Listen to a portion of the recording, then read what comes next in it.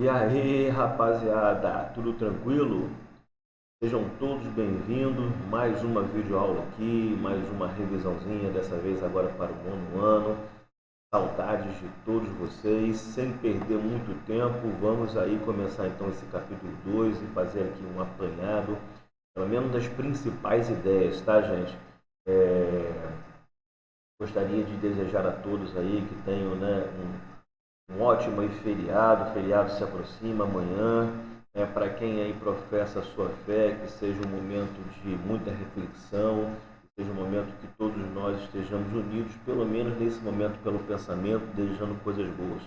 Aliás, por falar em pensamento, gente, a gente tem que, né, falar um pouco sobre isso, porque isso é uma coisa que tem uma comprovação científica. Então, o pensamento positivo nesses momentos é muito, mas muito importante mesmo, faz a diferença. Então, seja de que maneira for, seja através da oração, para você que, né, que tem o hábito, por exemplo, de orar, seja você que gosta de pensar bastante, enfim, pensamento positivo, ele consegue alcançar, né, locais inimagináveis, assim como os pensamentos negativos também. Então, a gente transmitir aí bons pensamentos nesse momento é fundamental para a gente superar esse obstáculo, superar essa crise, que essa crise ela seja para nós um momento de melhora. As crises, as doenças que nos acometem, elas têm, né, uma utilidade, elas não acontecem por acaso, nada acontece por acaso, todos nós sabemos disso, então que nós possamos sair melhores, tá? Só para vocês terem uma ideia, eu já tinha já uma programação, né, um propósito, um projeto de estar conversando com os alunos também via, né, internet, através de videoaulas, embora não fosse este modelo ao qual eu estava pensando em fazer, mas enfim, me fez aprender muita coisa, me fez valorizar coisas que eu antes não dava muito valor. Acredito que para vocês deve estar sendo da mesma forma. Então, nesse momento a gente precisa, sobretudo, que deixar, né, a nossa sombra na sombra, vamos dizer assim, e que a gente possa ser luz, que nesse momento a gente possa estar ajudando as pessoas que precisam. Tem muita gente, por exemplo, que nesse momento de crise está deixando que suas sombras elas se sobressaiam, na medida em que o egoísmo, por exemplo, né, toma conta das pessoas quando elas vão, por exemplo, né, aos supermercados e ficam estocando quantidade grande de alimento, ou nesse caso, né, o álcool em gel e outros materiais de higiene, como se não houvesse mais ninguém. Isso aí é o pior, né, do que nós podemos fazer. Uma outra coisa muito importante é que a gente não, né, utilizemos essa crise para, né, qualquer tipo de oportunismo, né? E assim, tem gente que, por exemplo, que está às vezes deixando de pagar as contas, está pedindo redução, né, por exemplo, de aluguel, né, das casas, sem necessariamente ter que fazer isso, entendeu? Está se aproveitando do momento, então o oportunismo, isso aí é uma situação que é deplorável e mostra talvez o nosso pior lado. Então que a gente pense nisso aí, beleza, galera? Então vamos lá para essa aula aí. Não sei se eu vou conseguir terminar ele todo hoje. Se não terminar, a gente aí vem no próximo momento, na próxima semana, tá? Desculpa um pouquinho do atraso.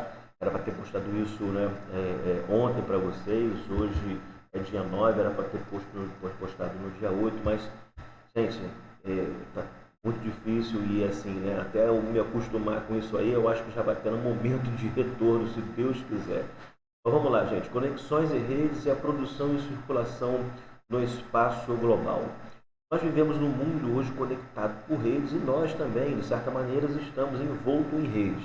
Nosso corpo humano é uma gigantesca, é uma rede muito complexa, né, de sistemas que fazem com que o sangue circule, que fazem com que os nossos estímulos nervosos sejam, né, trabalhados com relação a tudo aquilo que a gente, né, o que a gente pensa, o que o nosso cérebro comanda, é o que o nosso corpo faz, são as redes, como eu falei com vocês, as redes sanguíneas que estão que a todo momento circulando pelo nosso corpo e qualquer situação, enfim, né, que cause algum tipo de congestionamento nesse tráfego, a gente sente, isso responde no nosso corpo de de várias formas. Então nós temos aí para começar aí essa primeira parte, ó, reparem aí que eu fiz essas marcações aí para que vocês possam, né, ter uma facilidade maior. Isso não significa que vocês não precisem ler, precisam ler a apostila toda. Eu só destaquei algumas coisas aqui que eu acho importante trazer neste momento para vocês. Ok? Então vamos lá. As conexões do espaço. As revoluções industriais alteraram de forma drástica a organização das redes mundiais, pois ocorreu um aumento vertiginoso da produção, exigindo consequentemente novas formas de energia, matéria-primas e mercados consumidores. Neste cenário, as cidades precisavam se comunicar de alguma forma para atender às crescentes demandas e necessidades do grupo. Ou seja, isso está dizendo para a gente que as redes elas foram ampliadas com uma intuição, assim, vamos dizer assim, um intuito, melhor dizendo, bem, né, definido, bem claro. Quero o quê? Fazer com que as mercadorias circulassem, né, com maior rapidez possível para que, né, pudéssemos atender a esse mercado cada vez mais crescente. Então nós tínhamos uma limitação muito grande que hoje é superada por essas várias redes que nós temos de comunicação e redes, por exemplo, de transporte. Ou seja, tinha uma limitação muito grande com relação ao transporte, e isso tudo foi feito a partir de uma maneira de momento em que surge essa necessidade. Então, por exemplo, os produtos que vinham antes pelas embarcações, que eram extremamente lentas, demorava-se muito tempo, a comunicação também era muito ruim, feita, né, num período nem tão distante assim, através das cartas. Hoje nós recebemos tudo por e-mail, fazemos remessa, né, de dinheiro. Antigamente você queria mandar o dinheiro para alguém, você não tinha esse sistema de integrado dos bancos, então às vezes você tinha que mandar um cheque ao portador via correio para as pessoas, que era uma coisa extremamente assim perigosa, porque isso poderia ser desviado, extraviado de alguma forma. Então nós temos aí, né, essas redes que surgiram com essa finalidade. A rede é muitas vezes associada à ideia de ligação e ao transporte de objetos, como mercadorias ou matérias-primas. Também podemos pensar em redes compostas por pontos e vias que fazem circular dados, informações e capitais, ou seja, elementos imateriais. Essa rede, na atualidade, tem como base a internet, que faz com que a informação circule sem que ocorram conexões físicas dos espaços dos seres humanos. Como eu acabei de falar, é a teleconferência. O que a gente está fazendo aqui agora, por exemplo, é essa comunicação sem que haja um contato físico entre nós. No entanto, vocês conseguem me enxergar, no entanto, vocês conseguem me ouvir, eu consigo passar a informação para vocês. Então a gente não tem só aquele transporte de objetos, aquela rede chamada redes materiais, temos também chamadas redes imateriais. A sua forma e organização pode ser distintas, porém um aspecto é comum: a existência de pontos, nós e fluxos. O nós pode ser serviços financeiros, como bolsa de valores, instituições políticas, como conselhos nacionais, áreas produtivas, como fábrica ou campos agropecuários, locais de transmissão e produção da informação, como estúdios de entretenimento dos jornais. Os fluxos, por sua vez, representam o movimento desses elementos. Então nós temos aí, né, aqui a gente fala sobre esses pontos, esses nós, que aí eu vou dar um nome aqui, vamos dizer assim, dos fixos, né, junto com os fluxos. É da onde vai partir aquela informação, como nós tivemos, por exemplo, a própria internet. A internet, a informação ela é gerada no local e ela é disseminada pelo mundo através de quê? Através dos sinais, por exemplo, daquela fibra ótica. Isso então é o que? É o que você está chamando aí desse fixo, desses pontos. É da onde ela sai e aí por onde ela está passando até chegar até nós. Então nós temos um sistema de fixos e um sistema de fluxos. Okay? Esses pontos, esses nós, esses locais aqui onde elas se vão interlaçando aqui, é o que está mostrando para a gente, né? Que são os pontos fixos e os fluxos, a partir do momento em que ela está trafegando pela rede como um todo. Beleza? Temos aí essa rede de produção, a circulação de recursos naturais, de matéria-prima, como eu falei para vocês. Então a intenção é que fizesse que esses recursos e essas matérias-primas elas circulassem com a maior facilidade e velocidade possível. As redes então elas vão se expandindo e se tornam mais diversificadas e tecnológicas, impulsionadas principalmente pela necessidade de expansão dos mercados. Mais uma vez aí nós temos a ideia clara de que O surgimento dessas redes, elas têm um viés extremamente o quê? Financeiro, econômico. É essa a finalidade que se criou, que se aumentou essas quantidade de redes. A gente vê aqui essas trocas aí de circulações terrestres e marítimas até o século XIV, ok? E a gente tinha uma limitação muito grande.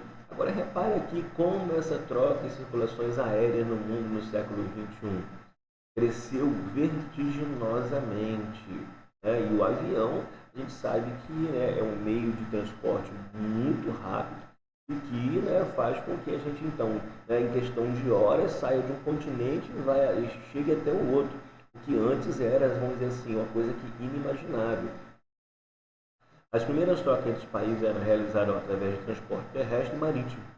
Nesse período, para percorrer de grandes distâncias entre o Ocidente e o Oriente, eram necessários vários meses e o comércio se realizava principalmente entre os grandes impérios, ou seja, a integração era muito, mas muito pequena mesmo. Hoje em dia, né, nós temos vários são os meios além do aéreo. A gente vê que o fluxo de transporte aéreo da Europa, por exemplo, para os Estados Unidos e vice-versa, ele é o que? Gigantesco, né? No Brasil, por exemplo, nem tanto, a gente vai entender, né, já o porquê que esses espaços aqui eles não têm tanta ligação ainda, né, com o restante do mundo, apesar de já ter uma troca, aí, vamos dizer assim, intensa.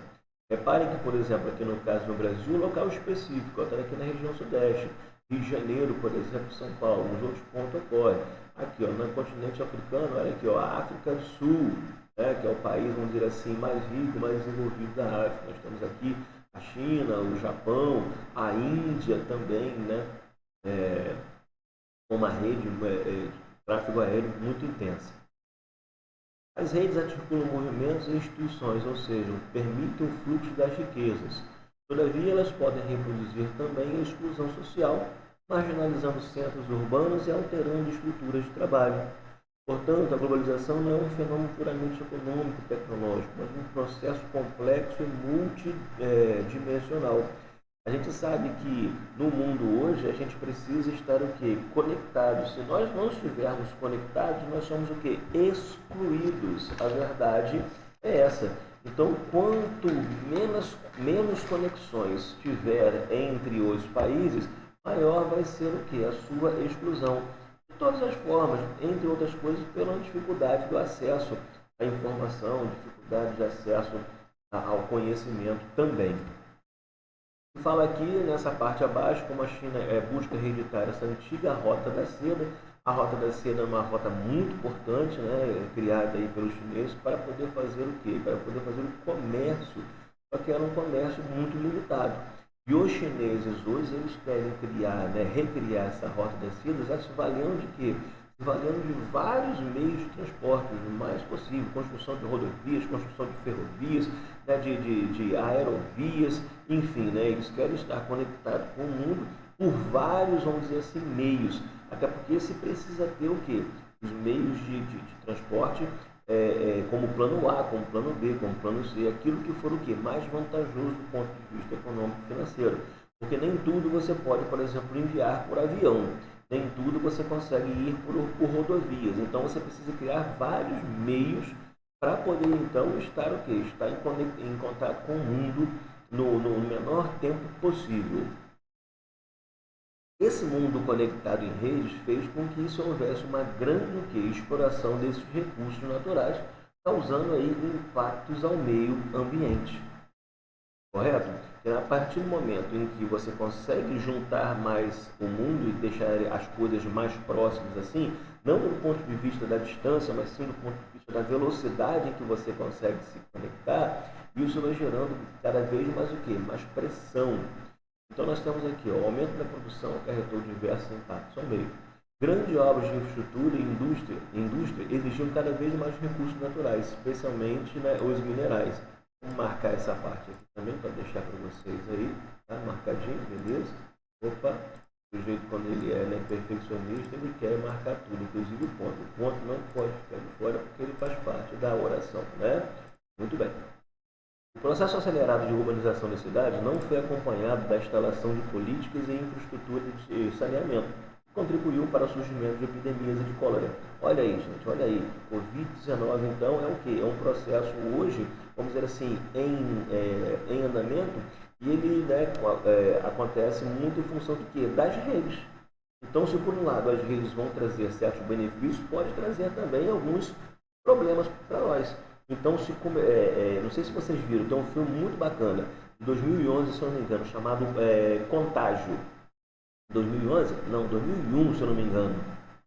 Agora não me lembro bem. Enfim, o nome do filme é Contágio, que ele fala justamente sobre isso, sobre, né, um vírus que foi, né, contraído por uma pessoa na China, que estava lá a negócios, que passou, né, por um país, né, na Europa, que depois ele foi para os Estados Unidos, e, enfim, né, causou todo esse rebuliço, exatamente igual nós temos hoje com a pandemia do Covid-19. Isso aí é em função desse mundo estar extremamente conectado pelas mais diversas redes.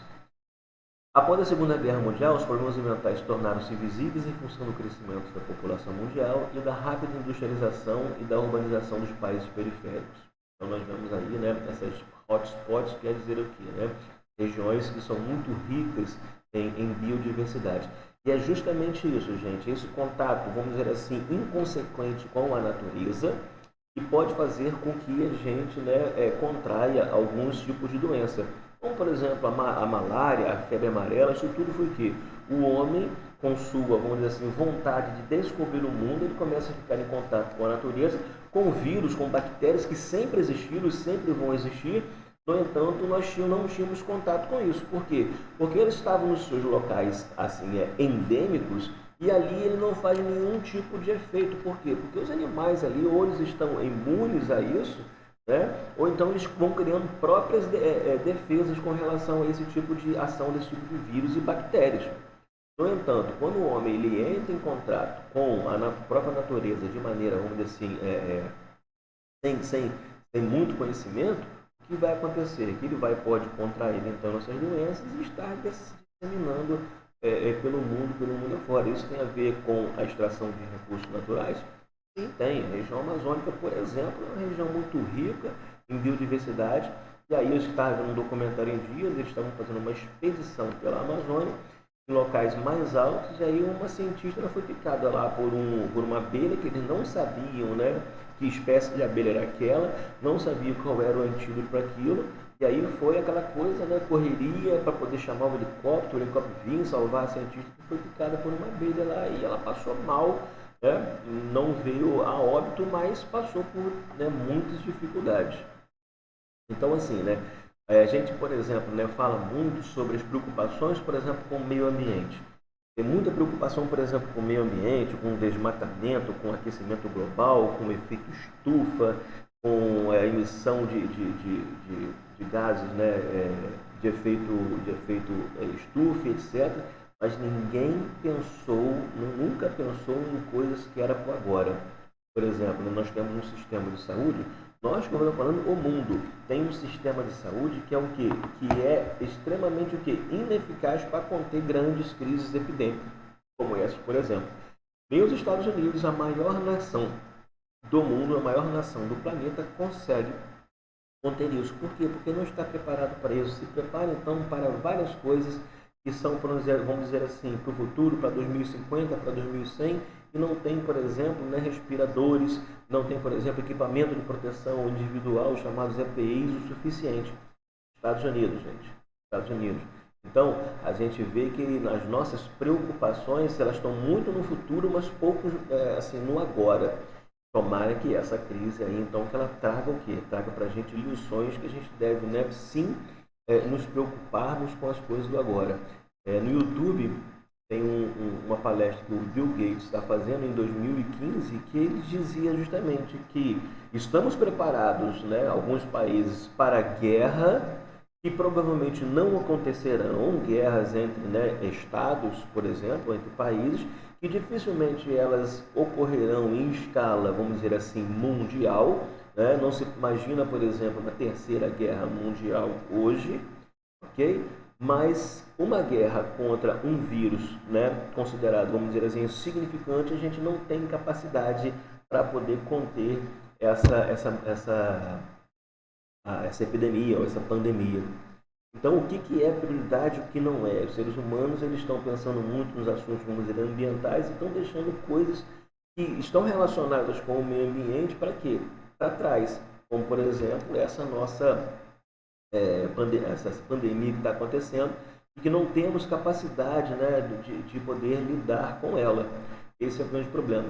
Então, aqui nessa parte que ele vai falar sobre, né, esses encontros do meio ambiente, essas preocupações a partir do mundo ele foi, vamos dizer assim, se tornando, né, cada vez mais integrado. E esses movimentos aí no meio ambiente suscitou várias reuniões, vários acordos do clima. Óbvio que isso aí tem muito interesse econômico em jogo, tem muito poder em jogo, porque os países, né, mais desenvolvidos, mais ricos, eles têm uma influência muito maior. Então, esse tipo de situação que a gente tem que também levar em consideração. Então, dificilmente você consegue nesses encontros consenso, é sempre alguém que está discordando de alguma coisa por conta dos seus interesses particulares. Aqui ele está falando sobre mudanças climáticas, né? E a gente ainda não tem ainda uma evidência, uma demonstração clara de que isso pode estar ocorrendo, aumento da temperatura não é clima, então a gente tem que ter um pouco de cautela quando a gente vai falar sobre isso aí, tá? Porque atualmente a gente não pode afirmar, você tem lá os painéis que vão monitorar isso aí, como nós temos aqui o IPCC e etc. Mas, gente, vou dizer uma coisa para vocês, temperatura não é clima, tá? E outra, muito importante, eu gostaria de falar com vocês é com relação a essas emissões de CO2. Emissão de CO2, gente, não necessariamente é um mal. Tudo que é ruim é o que? É o excesso. Então nós temos emissão sim de CO2, que é o gás chamado que? O gás da vida. Gás para quem? O gás, por exemplo, para as vegetações, elas dependem do CO2. Então emitir CO2, né, não é uma situação assim que pode ser considerada catastrófica. O problema é justamente o que? É a quantidade que está sendo, né, lançada na atmosfera em grandes volumes. Isso que é, vamos dizer assim, o maior problema. Por quê? Porque você causa um desequilíbrio. Agora, emitir gases de efeitos, gases, né, CO2, como estou dizendo para vocês, não é um mal. Por quê? Porque é um ar que é imprescindível para quem? Para a vegetação. Se não houver o CO2, gente, não vai haver vida no sentido das vegetações, da própria flora. Vamos pensar nisso também. Então aqui ele ainda fala, ainda que não haja consenso sobre as causas reais do aquecimento global, isso é um fenômeno em curso. Além disso, a qualidade dos elementos e recursos naturais tem sofrido alterações que reforçam a necessidade dos seres humanos alterarem suas práticas cotidianas. Isso vai resultar em quê, gente? Resultar no nosso modo de lidarmos com as coisas. Tá? Uma coisa é a gente consumir aquilo que é necessário, outra coisa é o extremo consumismo. Esse é o grande, vamos dizer assim, vilão da situação. É o que? É o consumismo. Isso sim, né, faz com que nós tenhamos problemas.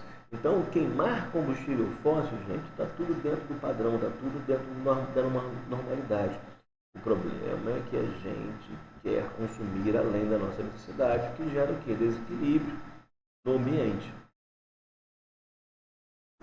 Aqui ele diz, a queima de combustíveis fósseis, petróleos e derivados de gás natural e carro mineral é o fator que mais altera as dinâmicas da atmosfera. Há controvérsia com relação a isso também, porque você tem a produção, por exemplo, da pecuária, que gera muito gás, né, chamado gás metano, pela ruminação dos animais, etc. Então, tem muita coisa ainda aí que, né, não é muito falada e a gente tem que ter cuidado com isso aí. Ok? Lembrando para vocês, gente, vamos ler a apostila. E olha quem apareceu aí. Olha aí, Lorena. Olha ela aí. Greta Thunberg. Olha meu amigo aí que, na verdade, eu nem esqueci o nome, não. Na verdade, eu não me recordo porque não deu tempo de gravar o nome de todos vocês. Mas meu amigo aí, o russinho aí. Olha aí quem apareceu, elazinha. Vamos discutir sobre ela? Não. Mas ela faz um papel importante, embora, né, na minha opinião, ela, né, não tenha aqui ter as preocupações que um adulto tem. Adolescente, criança, eles têm que estar de acordo com com as suas próprias responsabilidades. Não é que nenhum de nós possamos, não devemos ter, como se diz, preocupações com o meio ambiente ou qualquer outra situação, porque a gente é mais novo ou a gente tem que ter porque somos mais velhos. Tudo precisa, como eu falei de vocês, ter equilíbrio. Equilíbrio. Então, ela, a Greta, ela tem que estar, entre os jovens, ela tem que estar vivendo os momentos delas. Obviamente que ela não pode, ser, vamos dizer assim, nós não devemos ser extremamente infantis o tempo inteiro, porque a gente vai crescer, vamos dizer assim, infantilizado. Mas, enfim, fica aí para cada um pensar exatamente naquilo que melhor lhe convém. Aqui ele fala sobre esses recursos energéticos e a geração de energia, tá? Que é, o grande símbolo das sociedades modernas, é o consumo aí massificado. Esses aspectos em conjunto ampliam as demandas por recursos naturais, afinal os combustíveis e a eletricidade são fundamentais para o processo produtivo. A energia é fundamental para a organização de uma sociedade e das redes, por isso ela interfere no comércio, na geração de empregos e no consumo. Obviamente que nós temos aí, a disseminação das empresas pelo mundo, ela leva muito em consideração também o que? A quantidade de recursos energéticos que determinado país pode oferecer. O Brasil, por exemplo, tem uma matriz energética apoiada na hidrelétrica. Aqui a gente tem um potencial eólico grande, temos um potencial solar grande também, temos petróleo, ou seja, como eu falei para vocês, gente, não é essa situação, não é questão da gente demonizar algo e divinizar outros. Nós precisamos de todas essas fontes. O petróleo, por exemplo, o gás natural, por exemplo, mas sobretudo o petróleo, matéria-prima para diversos tipos de componentes, por exemplo, químico, que a gente necessita. Então não é a situação da gente ficar demonizando, nem divinizando nada. Nós precisamos de ter o que, gente? Equilíbrio. Equilíbrio que se pede sempre. Sempre. Nós temos fontes de energia renováveis, vamos usá-las a partir do momento em que a gente consegue desenvolver tecnologia para utilizar o que vale a pena do ponto de vista econômico. Sim, mas não podemos ficar reféns até delas. Por quê? Porque aqui você depende da hidráulica de regime de chuvas. Ok? Aqui no Vina Eólica você vai depender do vento. Não é em todo local que ocorre vento, e tem dia que venta mais e tem dia que venta menos. O sol, da mesma forma, de noite não tem geração para isso. Como disse a Dilma, olha só, não temos como, por exemplo, estocar vento. Enfim, gente, a gente tem que ter equilíbrio em tudo isso aí. E não é porque elas sejam renováveis que elas não tenham impacto, porque elas causam impacto sim. A usina hidrelétrica causa muito impacto ambiental, gente. Causa muito, muito, muito mesmo. Basta você ver na região, por exemplo, da Amazônia, todo o estrago que causou e todos os conflitos que surgiram por conta da instalação da usina hidráulica. Os impactos socioeconômicos são gigantescos. Vale a pena? É isso. Então, é aquela situação. Mas é renovável, vamos construir. Calma. Vale a pena? É uma reflexão que se faz, beleza? E temos as outras aí, vocês vão depois passando uma aí por uma. Aqui a gente fala sobre o que o Brasil usa. O Brasil até que, vamos dizer assim, está bem. Aqui ele colocou matriz energética mundial e aqui de novo mundial, só que aqui não é mundial, aqui é do Brasil. Eu fiz até uma ressalva aí, então quem está vendo aí, risca isso aí, coloca aí Brasil, beleza? O Brasil então ele até que se utiliza bem, poderia estar utilizando mais. Repito, não dá apenas para ficar dependente de uma fonte, até porque nós temos aqui geração de renda, aqui, por exemplo, as pessoas trabalham aqui também, então a gente não pode acabar, não é questão que eu repito, mais uma vez, de demonizar alguns e divinizar outros. A gente tem que ter equilíbrio. A falta de equilíbrio é que leva a gente a tomar decisões aí que sejam equivocadas. Há um consumo desigual de energia entre os países do globo. O consumo de energia pode indicar o nível de desenvolvimento dos países. Imagens de satélites obtidas à noite revelam que regiões mais desenvolvidas do planeta contam com grande disponibilidade de energia, já que aparecem mais acesas no globo.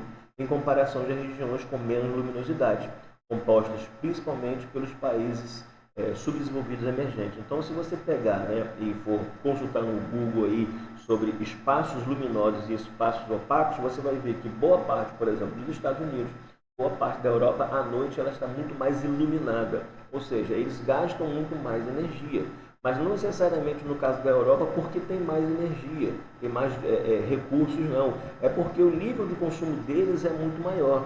E aí, às vezes, eles precisam, né, importar essa energia. Sim, como por exemplo, boa parte do gás que é produzido na Rússia, ele serve para abastecer, por exemplo, as casas europeias que precisam, por exemplo, do aquecimento a gás por conta do frio. Enfim, é com relação ao nível de consumo, desenvolvimento e consumo. Está muito atrelado. Quanto mais desenvolvido, mais consumo. Mais consumo. Isso deveria ser melhor equilibrado. Né? Se é mais desenvolvido, deveria primar mais pelo quê? Pela uma redução de consumo, até porque você tem, né, os outros países que precisam também estar consumindo. Tranquilo? Olha, gente, ó, a gente vai então fazer o seguinte. Vamos terminar por aqui. Todos os exercícios que estão disponíveis para cá, o que vocês vão fazer? Vocês vão fazer esse exercício, tá? Desta parte aí, beleza? E na semana que vem eu vou estar retornando a partir deste ponto aqui que nós paramos, ok? Beleza?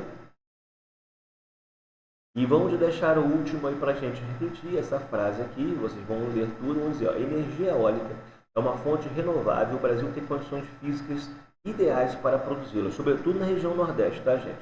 Porque essa fonte ainda é pouco significativa na matriz energética brasileira. É algo para vocês estarem refletindo sobre isso. Uma coisa posso dizer para vocês, é certa, né? Existem interesses por trás de tudo.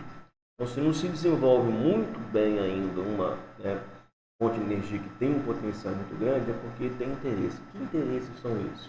Isso aí é o que vocês vão refletir sobre. Valeu, galera. Grande abraço a todos vocês aí, tá? A gente vai encerrando então por aqui, ok? Fui!